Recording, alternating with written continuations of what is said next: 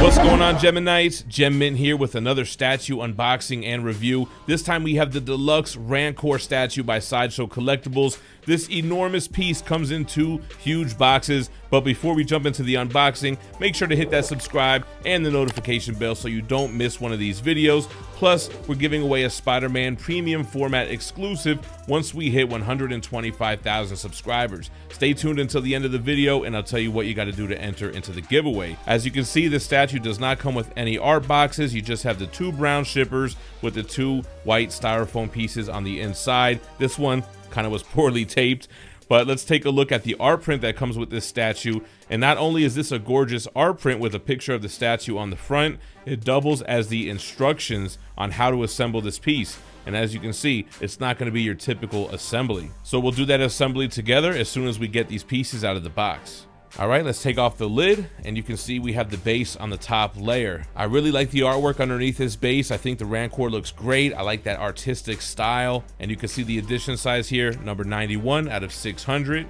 And then we have the bottom of the pit underneath Jabba the Hutt's palace where the RANCOR resides. You can see the sand, those bones of Jabba's enemies. It looks really realistic. Underneath that layer, we're going to see the RANCOR's arms, his 2 elongated arms with its huge hands and hyper-realistic paint applications. This looks like a real animal. It looks like the skin of a warthog or something. Paint applications look amazing. The sculpted in details of the wrinkles in the fingers and the knuckles. And of course you have those claws, almost like dinosaur claws. And look at this hand. It's bigger than my hand. You can give this guy a handshake. Got the chain clamp on the wrist there, and then the underside of his arm, a little bit of a lighter tone, great shadowing, great details and texture on these pieces.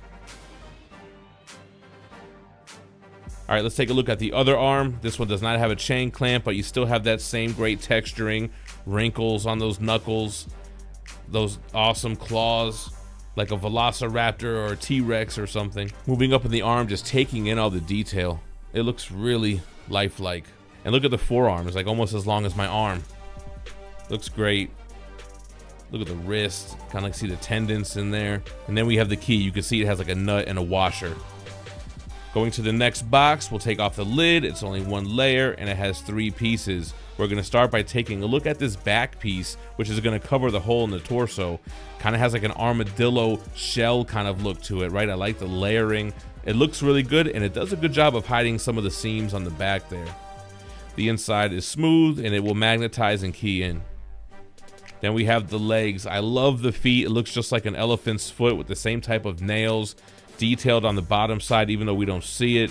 But the fingernails, or toenails, I should say, look great. His knee, the thighs, it has so much realistic and lifelike qualities to it. You can see the tail poking out on the back. We'll take a look at that. We can flip this guy around. Here we have his ankle, and then that tail, like I said, that armadillo-like tail, and you're gonna see how that back piece blends into that.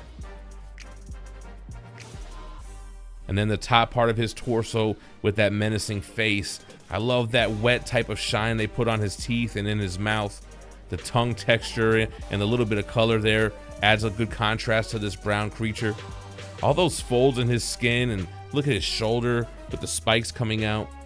There's the back, and we'll show the assembly and how that works. He's kind of a little overweight. He got that blubber belly here.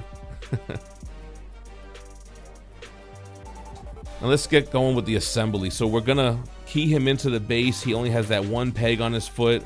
That's gonna go in pretty easily. Then we'll move up a little bit, unscrew that nut, take the washer out. We'll spin him around and put the top half of his body on here. Now you kind of want to hold that top half while you screw in that nut so that it doesn't kind of fall forward or anything. So we'll hurry up and screw that together. And then we'll move up to his arms. We'll get his left arm, and same kind of thing. You want to hold it there while you screw it in and make sure that it's secure. And then once that's in, we'll do the other arm. Now this one you got to be careful because this arm hangs down pretty low and it can scratch against the foot or the base. So I kind of had to be careful with holding this in and screwing it in there. And then that back piece will just magnetize in, and then boom, the RANCOR is complete. This guy was designed and sculpted by Matt Black and Amilcar Fong. Sculpt and paint was by Anthony Mestas. Jorge Blanco helped with design, and then Steve Riojas and Casey Love with the paint. The Rancor retails $1,300 and has an edition size of just $600. Now that I'm in frame, you can see how monstrous this guy truly is. He's just shy of 30 inches tall, about 29 inches wide, and about 20 inches deep. Now, I gushed over the sculpt, the paint job, the texturing during the unboxing, so let's talk about some of the other things going on with this statue. It's not polystone. This is a PVC statue like they did with Doomsday and other larger scale pieces.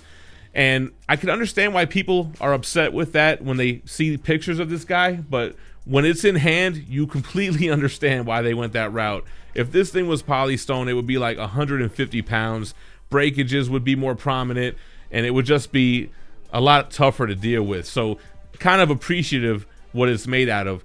And I don't really buy that argument that, oh, if it's plastic or PVC, it's automatically cheap or something. I mean, you saw up close the detail that was put into this piece and limited to just 600 pieces. So there are a couple of things that could have been done a little bit better. I think that it should have probably had 2 pegs on his feet, because you could kind of rock it a little bit. And then with this arm, no matter what I did, it will move if you touch it. But on the flip side, why are you touching it? You assemble it, you put it in this display, and it's going to look like this, and you're never really going to have any issues with it. And the fact that it's PVC and lightweight, it's not like it's going to topple over or anything. There's a couple of seams here. There's some seams that I don't really mind, like around his belly here. It's kind of like he's got a Dunlap, right? So that line makes sense. A little bit of a seam on his arm here, although, you know, I think the shoulder kind of makes it seem like that would be natural, the way that that's kind of like a plate. The armadillo back does a great job of hiding any seams. So yeah, I guess by his armpits you get a little bit of a seam, but otherwise it's a pretty flawless piece considering those things there. They're kind of nitpicky and more technical rather than how it actually looks. I think the base looks great. The sand details are there. It almost looks like it's real sand. It's just sculpted that way. You can see how large he is next to this skull of this creature on the bottom here. You're definitely getting a towering piece with great paint applications and great detail.